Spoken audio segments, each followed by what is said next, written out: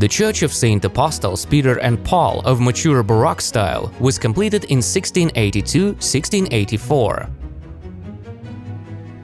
Standing out in the main facade is an interesting double-section pediment, placed in different planes with a relief composition, and the sculptures of St. Augustine and St. Stanislaus incorporated into the facade. However, the interior, recognized as one of the most important masterpieces of the Baroque era in the Northern Europe, leaves the greatest impression. Italians Pietro Perti and Giovanni Galli worked at the molded decor of the interior. Moldings of stucco of various biblical and life stories are dominating here.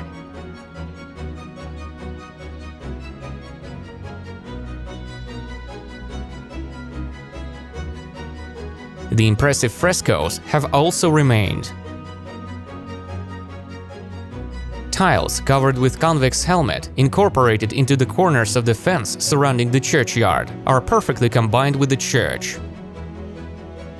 The arcade stretching from the Sanctum's presbytery connects with the monastery house. This is a rare solution in Lithuania. Cross and cylinder vaults with lunettes have remained inside the buildings.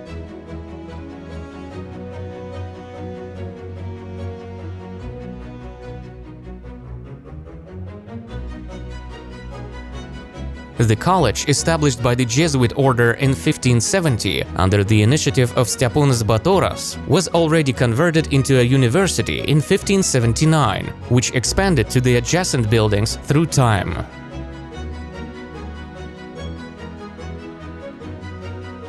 The Gothic church of St. John, which belonged to the Jesuits, was reconstructed into the style of the late Baroque, according to the design of the architect Johann Christoph Glaubitz in 1738–1749. Due to the protrusions placed in different planes, which grow into columns, the main facade of the sanctuary creates an impression of moving waves, typical of Baroque style. The complex of altars of Baroque forms present at the presbytery is often named to be the most impressive in the whole country.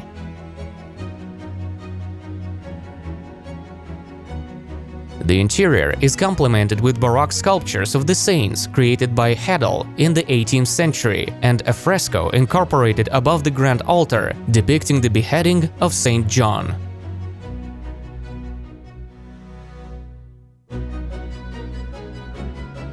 The highest in Vilnius, the belfry of Church of St. John, is massive and static, gravely dominating the scenery of the old town.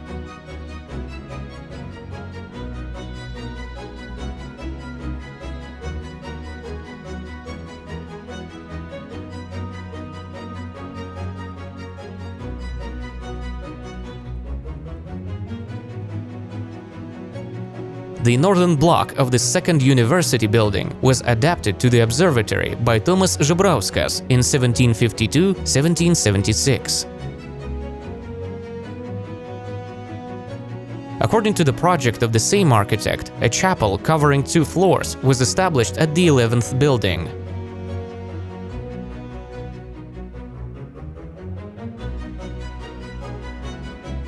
The 12th building has partially retained the Baroque plan structure, authentic characteristic window arches of the first floor.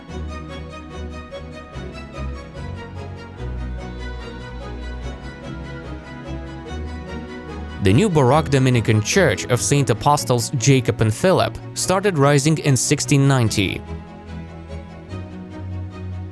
This is the highest single-nave sanctuary in our country.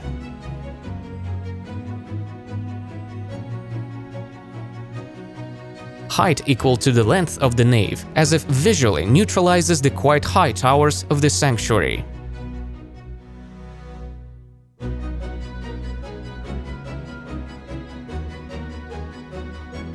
The magnificent interior volume is surrounded by the ensemble of altars created by the architect Joachim Herdegen and sculptor Josef Hedel.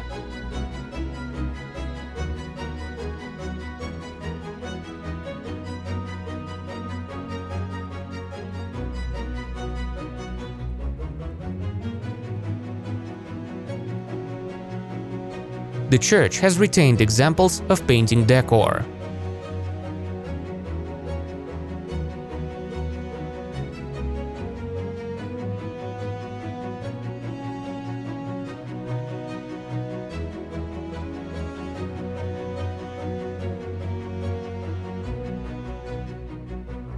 The monastery house consists of 3 blocks. Here we observe the small windows and the massive cornice typical of buildings of such types.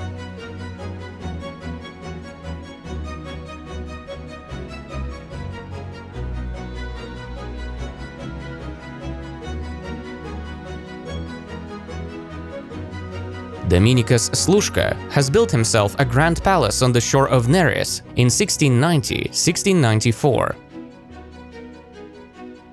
Later, the palace was reconstructed for a few times. Its function changed as well. The architectural historians consider the even much changed palace to be one of the best preserved examples of the Baroque palace. The Aginski Palace, built in the 18th century at the Arklių Street, have acquired its current classicist appearance in 1768. We can see the rather characteristic composition of the city's palace in the building. The windows are larger on the second floor and emphasized with a bulky cornice, and the middle part of the facade is protruded. Under the initiative of Ignacy Aginski, the buildings present at the Rudninkai Street were joined to a single palace building in 1768–1771. Here, the Baroque facades intertwine with the classicist forms. Inside we may see the classicist vaults.